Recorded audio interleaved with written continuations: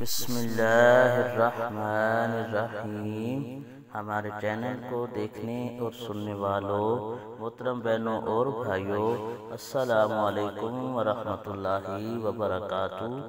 آج ہم جس موضوع پر بات کریں گے وہ ہے امریکی معاشرت کا ایک عجیب پہلو۔ امریکہ کی ایک ریاست میں ایک ماں نے اپنے بیٹے کے خلاف مقدمہ کیا۔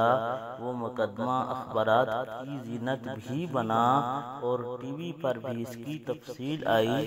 ماں نے یہ مقدمہ کیا کہ میرے بیٹے نے گھر میں ایک کتا پالا ہوا ہے اور روزانہ 3-4 گھنٹے اس کے ساتھ گزارتا ہے، اسے نہلاتا ہے، اس کی ضروریات پوری کرتا ہے، اسے اپنے ساتھ ٹہلنے کے لیے بھی لے جاتا ہے، روزانہ سیر کرواتا ہے اور کھلاتا پلاتا بھی خوب ہے، اور میں بھی اسی گھر میں دوسرے کمرے میں رہتی ہوں، لیکن میرا بیٹا میرے کمرے میں 5 منٹ کے لیے بھی نہیں آتا۔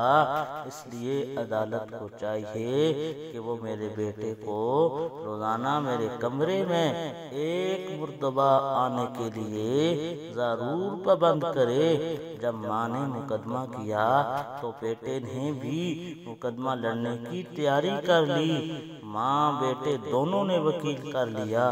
دونوں وکیل جج کے سامنے پیش ہوئے اور گواہی مکمل کرنے کے بعد جج نے جو فیصلہ سنایا، ملاحظہ کیجئے، عدالت آپ کے بیٹے کو آپ کے کمرے میں 5 منٹ آنے پر مجبور نہیں کر سکتی، کیونکہ ملک کا قانون ہے کہ جب اولاد 18 سال کی ہو جائے تو اسے حق حاصل ہوتا ہے کہ چاہے تو والدین کو کچھ ٹائم دے یا نہ دے، بالکل علیحدگی اختیار کر لے۔